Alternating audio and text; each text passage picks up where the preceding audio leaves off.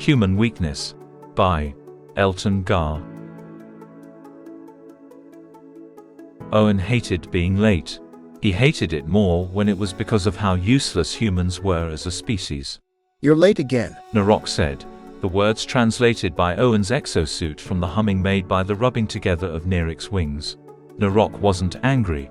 He had worked with Owen for years and understood human fragility, but Themans didn't care about hurt feelings.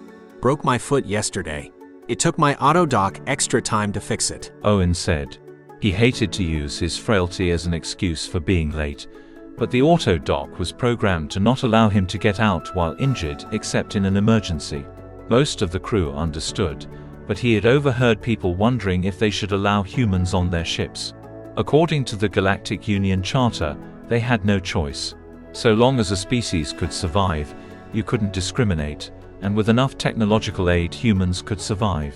The rules said nothing about giving them an important job, and at only 86 years old, Owen would have been young on most human ships, and here he was practically a child.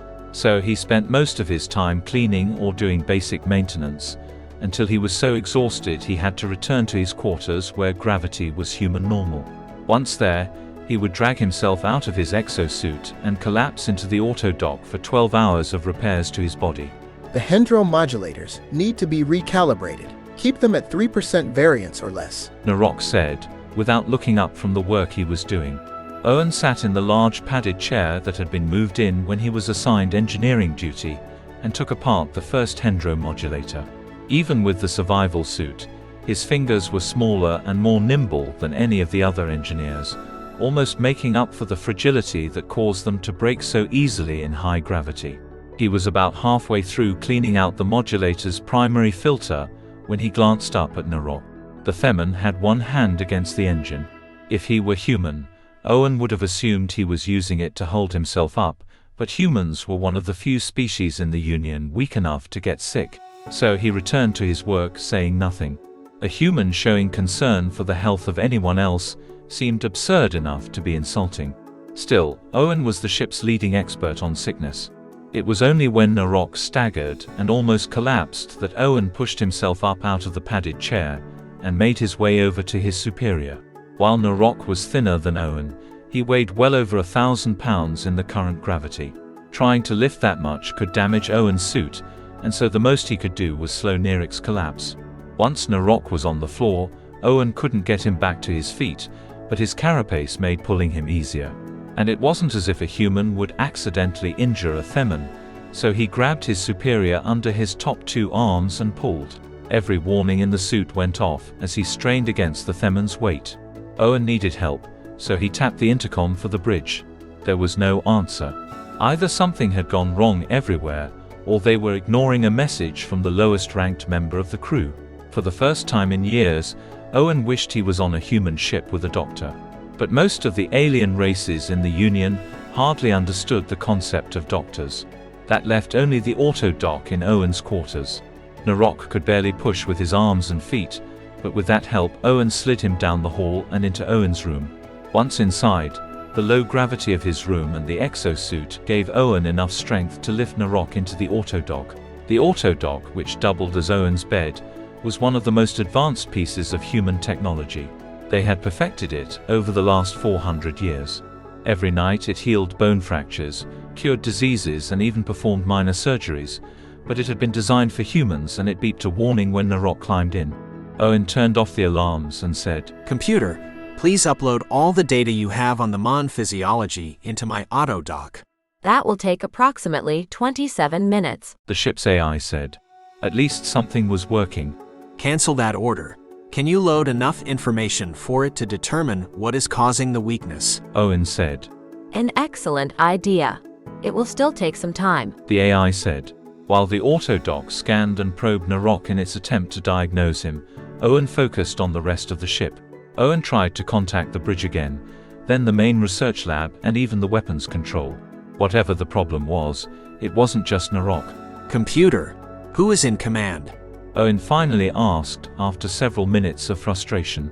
According to my sensors, the only other member of the crew who is not incapacitated is Lieutenant Yema. She is on the bridge. Yema had transferred onto the ship about 3 months ago, and Owen didn't know much about her except that she was a psiopod, which meant that she, like every member of the crew, was about 10 times stronger than Owen and likely hundreds of years older. She was also the only member of her species on the ship, just as Owen was the only human. Did that mean that both humans and psiopods were immune to the disease? It seemed unlikely. So far as he knew, the psiopod's immune system wasn't any stronger than any other, so Owen said. Is the ship in any immediate danger? There are no current signs of danger, but signals from other ships in the fleet suggest this plague is part of a coordinated attack. The AI said.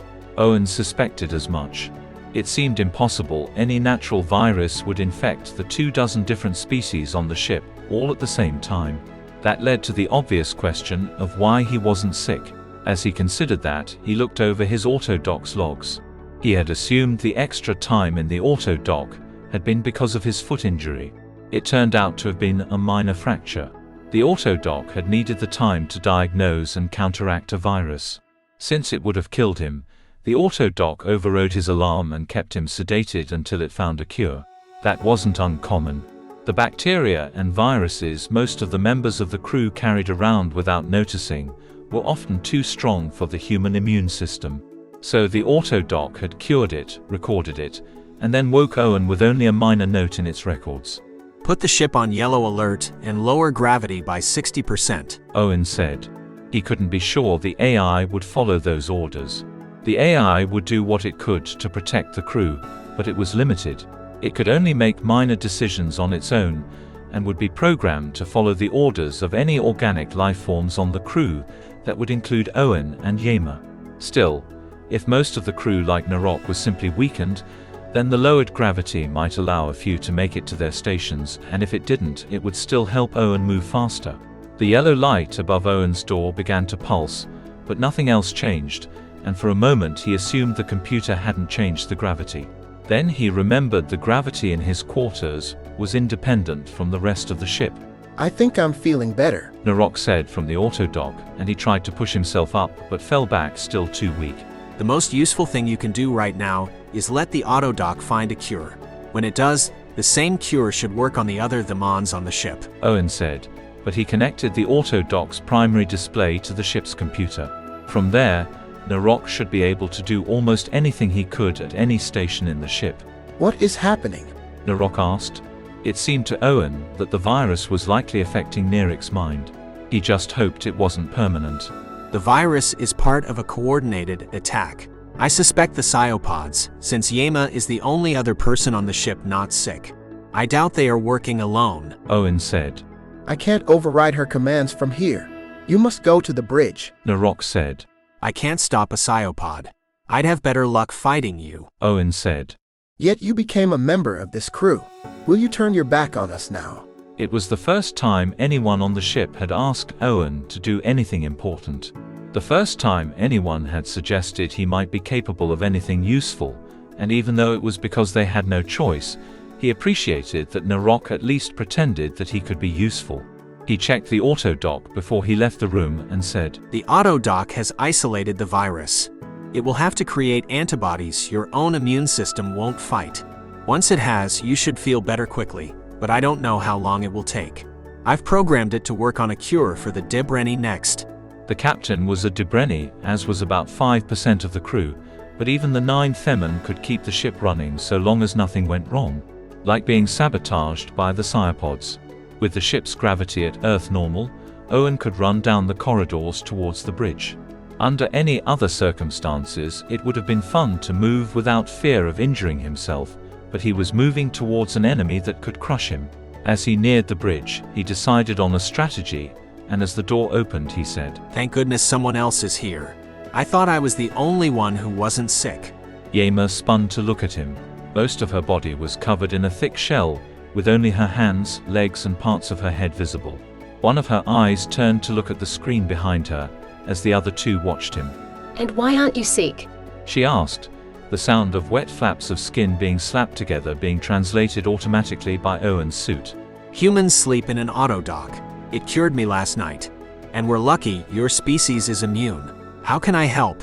She turned her body back to the screen she was working at, only one eye still looking at him, and she said, The captain locked all the systems. I'm trying to get into propulsion so we can take the ship to get help. I'll contact the Alliance while you do that. Owen said, moving towards the communications station. The ship's computer is already doing that. The psiopod said, but she seemed to have already returned her focus to whatever she was doing. Owen considered the room. He didn't know enough about psiopods to fight one. Even if he went for the eyes, she would just pull them inside the shell then kill him. He moved to one of the command stations. Once there, he could see her station. She was sending a message to the Brevan Empire.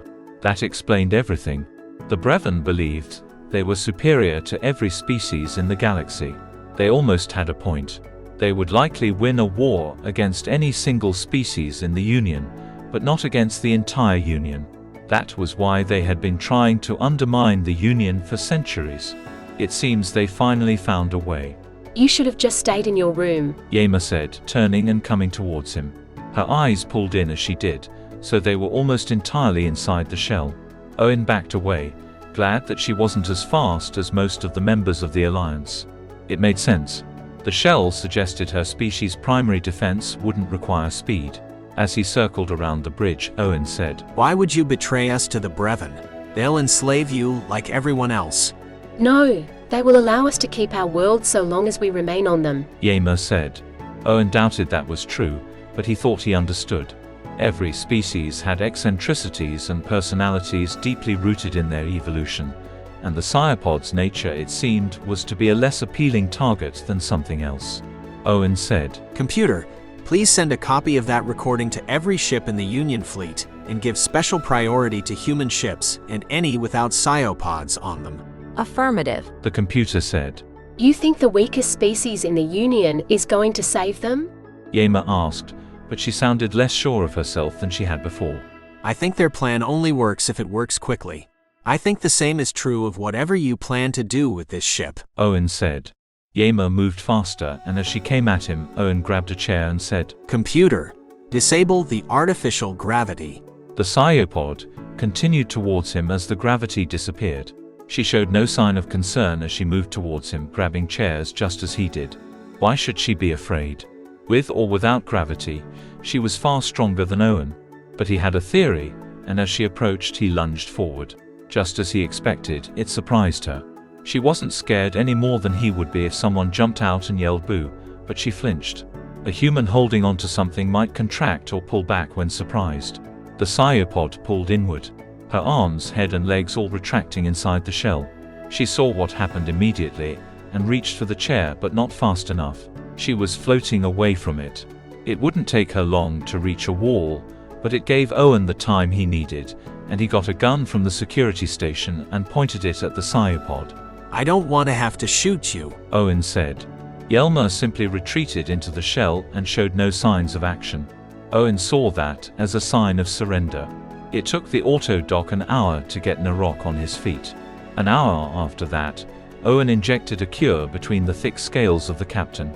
12 hours later, Owen practically collapsed from exhaustion, and Narok had to help him into the auto-dock before returning to the wide, soft chair at the side of his room.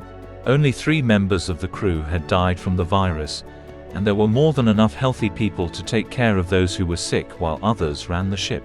As Owen's eyes slid shut, Narok said, My people helped found the Galactic Union almost 10,000 years ago. One of our most sacred beliefs is that every species brings something valuable to the universe and makes the Alliance stronger. In the past, you have tested my faith in that belief.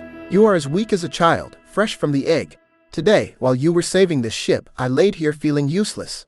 I fought against the weight of this ship and hated myself for that weakness. And I understood the strength it takes for you to choose to work on this ship, to show up every day and fight to do something you think is important. And I watched the news wire. The human fleet intercepted an invasion fleet from the Brevan Empire 10 hours ago. There were almost 400 enemy ships. Your human fleet had 37. The Alliance generals are in awe of the tactics. Somehow the humans stalled the enemy fleet for hours with hit-and-run attacks like nothing any Union standard ship could do. I barely understand the tactics after having watched them. They knew how to fight someone stronger than them. They never stopped, even when it was obvious they couldn't win. 7 human ships escaped. Meanwhile, of the 132 Union ships with at least one human crew member, only those with psiopod crew members were disabled. 100 of those ships are joining the humans to protect our homeworlds. The rest are delivering medicine. By every measure that matters, the enemy should have broken us today. We will survive, because your species understood how to overcome its weakness. Owen felt the weight lift from his shoulders as he went to sleep. It felt good to be useful.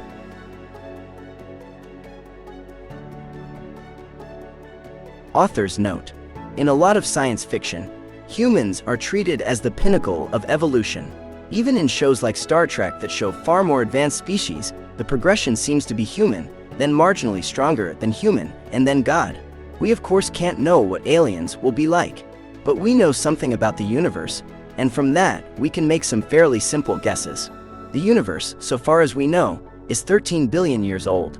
That means a species that arrived in the universe just 1% faster than us would have been around for 1.3 million years. I clearly didn't go that far in this story. The aliens here likely have only been in space for 10 or 20,000 years. And for the sake of this story, they're only about 10 times stronger than humans and may only live 20 or 30 times as long. And one thing that the age and wisdom has taught those races is that everyone has something to contribute.